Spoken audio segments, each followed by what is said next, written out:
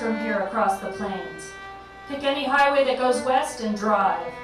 Within 3 hours, I guarantee you'll have thought at least once about pioneers. You'll wonder what they thought of the country they were traversing 150 years ago, what they heard and what they saw. If you're interested enough, you can easily find out, because plenty of those people were letter writers, diarists, journalists, not shy about saying exactly what they thought of the plains. Many of them described the landscape as handsome, inviting, liberating, but not everyone loved the plains. Of the many privations faced by westward pioneers, one they hadn't counted on was the effect that space would have upon them. Some experienced terror at being so seemingly unprotected. Some went mad, literally lost their identity in the vastness of the prairies. People who say that there is nothing to see on the plains, nothing of interest in those wide, flat, open spaces, don't have their eyes open. I don't know what to make of people who are bored on trips across the prairie. I think of those people as weak and dull, unimaginative and ungrateful. Perhaps you are such a person. To your face, I tell you. You are a feeble-minded coward. There's a terror in the vastness, and that terror bothers some people. So they rush right through it and pretend that they don't feel it. There's something in you that remembers being prey. Stand by yourself on a small rise in the Kansas prairie, and that something will make itself known to you. Even though you can see in every direction, all the way to the distant horizon, even though the only wildlife you've seen all day are grasshoppers and meadowlarks, even though it is bright, cloudless day, suddenly you will become hyper-aware.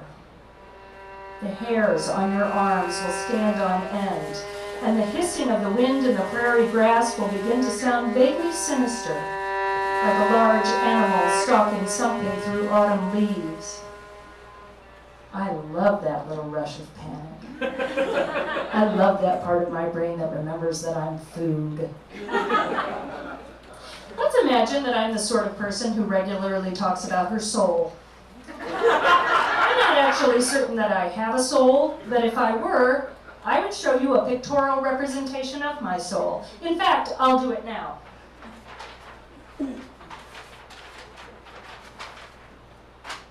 Here. Right here. This is a map of Colorado, and this line here represents Colorado 94. Colorado 94 comes out of US 40 like a runner vine here at Arroyo. You come across these high, flat eastern Colorado plains, and there before you, thwump, the front range of the Colorado Rockies pushes right up out of Colorado Springs. And there, right there, is where the physical representation of my hypothetical soul is found. The plains on one side and the mountains on the other. There, right there, my divided loyalty. I've traveled that road many times, and almost always, by the time I get to Ellicott or Rush, I have tears in my eyes. Places do that to me. They fill me with melancholy and gratitude and longing. Not to live there, but to be there. To be that place, not in it, it. I want to be that place where the horizontal wind goes vertical up the rock. I want to be the escarpment that drops away into the basin, the high place where two mountains meet in a space so tight that a 90-pound teenager has to take off her knapsack and shimmy through, scraping her elbows on the cold, damp rock. That's what I want to be. Or a wheat field. I can't decide. I was a girl in Kansas City, Missouri. Colorado 94 was one leg of the journey from my home there to Skyland Camp in Crested Butte on the western slope of the Rockies. I was a Skyland camper every summer from 1970 to 1977. At camp, if you had your head on straight, you didn't want to be a Flatlander. Flatlanders come from states like Missouri and Kansas and Indiana and Nebraska, and especially from Texas. A Cadillac Fleetwood scraping bottom on an unpaved mountain road usually has Texas plates and 2 middle-aged Flatlanders aboard. Flatlanders get headaches from the altitude and carry curling irons on camping trips. Flatlanders wear brown dress socks with their Bermuda shorts and try to tame marmots. They are the people who want to see it all from the car, and what they can't see from the car, they don't want to see. I wanted very much not to be a Flatlander. I wanted to belong to the mountains.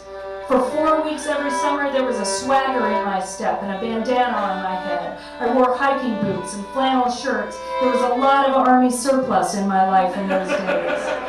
For 28 days in July and August, I was the person I imagined myself to be. Athletic and self-reliant. Tough. It's laughable to think of now.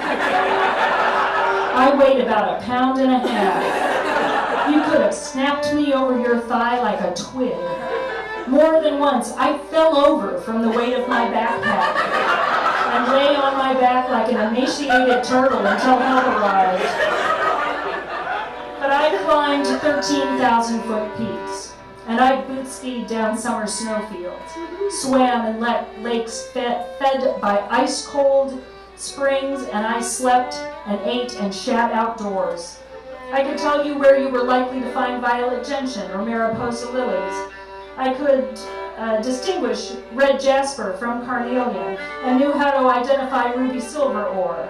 I knew a game trail if I saw one. If there was a rock slide, I was prepared. If it rained, I could build a shelter. I am, in fact, still full of information like this, and I await the day when I can trot it out again for use. But one thing I was never able to learn was a sense of direction and a memory for routes.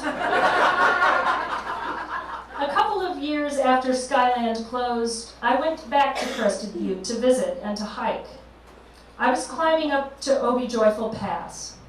I'm a collector of evocative place names, and Obi Joyful couldn't be more aptly descriptive. There's a valley and a mountain and a waterfall, all of the same name, all joy-inspiring, and all just upstream from Poverty Gulch. Anyway, I was climbing up to Obi Joyful. It's a long climb, and something of a scramble as you get closer to the top. I had made this hike once at camp just a few years before, but I was then with someone who knew where they were going, and now I was alone. Things were good most of the way up. The trail is visible, though not robust.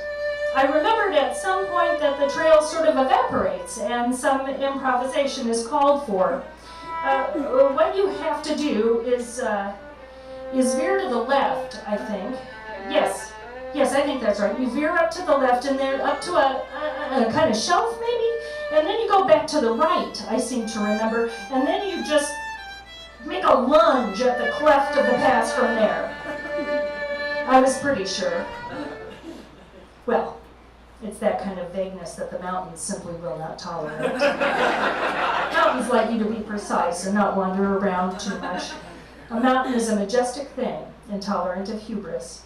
That's part of the reason Everest kills so many climbers, I think, to teach them humility. Which on a less impressive scale, I was being taught now. I had scrambled and veered, but the shelf, if it ever existed outside of my mind, never materialized. And eventually I found myself at an elevation of about 11,000 feet in a kind of vertical crawl, unable to move without very careful calculation. It was steep, and it was high, and the soil was rocky and loose, and looking back over my shoulder, the valley below seemed very far away and not so very joyful after all. Moving my hands posed one problem, moving my feet a different one, but the solution to either problem involved gravity and a great deal of potential injury. It was getting windy and cloudy and chill. I was stuck. In my mild panic, I thought only of the earth and its powerful indifference, of its ability to shrug me off like a horse shudders away a fly. I was hanging on to the mountain, trying to work out the hand-foot equation, when I heard a creaking sound, like a lady's silk fan being slowly flicked back and forth. There was a click in it, like my ankles sometimes make, only softer, muffled. I looked around carefully to see what it might be. And there,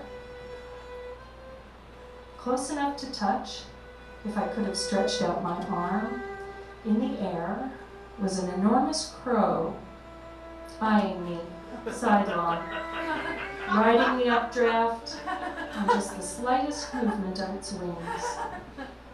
I was being regarded, examined, assessed.